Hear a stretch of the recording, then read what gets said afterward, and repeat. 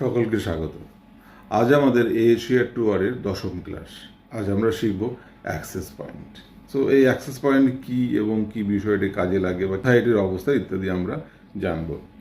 Access point সাধারণত আমরা জানি লিড লাইনটা, যেটা আমরা শিখেছি, লিড লাইনের ওপরে ফার্স্ট ইন্ডেন্টেশন থেকে অ্যাক্সেস পয়েন্ট লেখা হয়।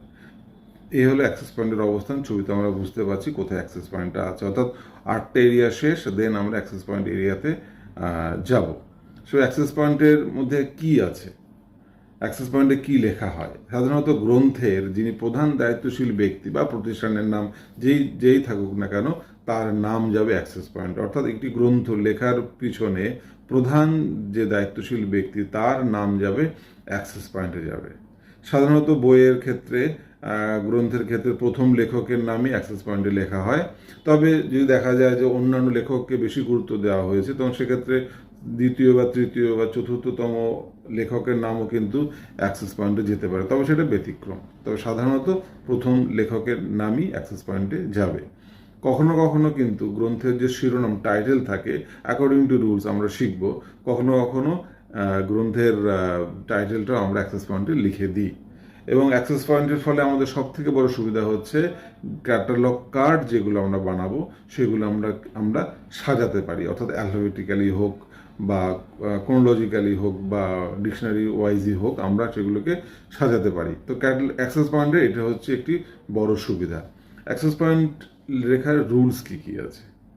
রুলসের প্রধানতম কাজ একটি জায়গা হচ্ছে রেন্ডারিং, অর্থাৎ কোনো নামের ক্ষেত্রে প্রথমে তার পদবি আসবে, তারপরে কমা দিয়ে সেই তার নামটা যাবে, অর্থাৎ সারনেম কমা ফোরনেম এরকম যদি হয়। সাপোজ এরকম যদি হয় যে এস আর রঙ্গনাথন হচ্ছে নামটা, তাহলে যখন অ্যাক্সেস পয়েন্টে এই নামটা আমরা লিখবো, তখন আমাদের লিখতে হবে রঙ্গনাথন কমা এস ডট আর ডট, এইভাবে লিখবো আমরা অ্যাক্সেস পয়েন্টে। উদাহরণ হিসাবে বলা হয়েছে অলোক কুমার দাস, অ্যাক্সেস পয়েন্টে লেখা হবে দাস কমা অলোক কুমার বা বিকাশ রঞ্জন দাস, অ্যাক্সেস পয়েন্টে লেখা হবে দাস কমা বিকাশ রঞ্জন।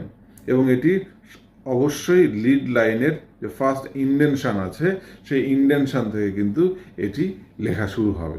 চলুন দেখা যাক উদাহরণ। এটি একটি ক্যাটালগ কার্ড, আমরা জানি, অলরেডি আমরা শিখে গেছি। আর এই ডেসক্রিপশন প্রবলেম থেকে আমরা কীভাবে একটি ক্যাটালগ কার্ড তৈরি করতে পারি, সো সেটি একটি আছে।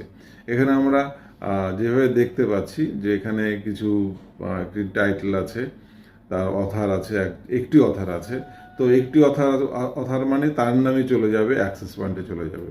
অর্থাৎ এখানে অথার আছে ইউভাল নোহা হারারি, তো এক্ষেত্রে এই হারারি কমা ইউভাল নোহা এটি চলে যাচ্ছে আমাদের মূলত অ্যাক্সেস পয়েন্টের জায়গাতে। সো একদমই সিম্পল, সহজ একটি বিষয়, যে অথার যদি থাকে তাহলে আমরা সহজেই তার নামটা রেন্ডারিং করে অ্যাক্সেস পয়েন্টে লিখে দেবো, এবং বাকি যেমন ক্যাটালগ ফরম্যাট যেমন আছে রুলস অনুসারে যেমন আমরা শিখেছি তেমনভাবে কিন্তু আমরা করব। যদি আমরা দ্বিতীয় উদাহরণটা দেখি, দ্বিতীয় উদাহরণের ক্ষেত্রে আমরা দেখতে পাচ্ছি একটি টাইটেল দেখতে পাচ্ছি এবং তার পাশে একটি বাংলায় লেখা আছে সাদা বাঘ, ইংলিশে লেখা আছে দ্য হোয়াইট টাইগার, এবং অরবিন্দ আরোরা এবং অভিষেক রাউতের নামটা একটু ক্যাপিটালে লেখা আছে দেখতে পাচ্ছি, এবং অরবিন্দ আরোরা নর্মালভাবে লেখা আছে। তাহলে সাধারণভাবে, এবং এখানে একটি এডিটারও আছে, আমরা সেটা খেয়াল করতে পারছি। তাহলে এই প্রবলেম থেকে আমরা একটু শিখি যে এখানে একটি টাইটেল আছে সাদা বাঘ, এটি অবশ্যই প্যারালাল টাইটেল, কারণ এটি অন্য ভাষায় লেখা একটি টাইটেল, এবং এখানে দুজন অথার আছে। প্রথম অথার হচ্ছে অরবিন্দ আরোরা এবং দ্বিতীয় অথার আছে অভিষেক রাউত, কিন্তু এখানে অভিষেক রাউতকে বেশি গুরুত্ব দেওয়া হয়েছে কারণ তার নামটা ক্যাপিটালে আছে।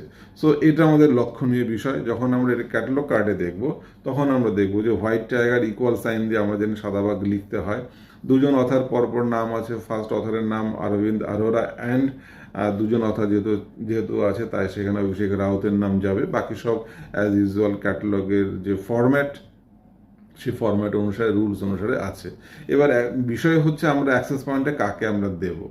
এখানে অ্যাক্সেস পয়েন্টে কিন্তু আমাদের দিতে হবে রাউত অভিষেককে, কারণ তার নাম ডেসক্রিপশন, অর্থাৎ যখন প্রবলেম আমরা দেখেছি সেখানে তার নাম ছিল ক্যাপিটালে, অর্থাৎ তাকে বিশেষ গুরুত্ব দেওয়া হয়েছে।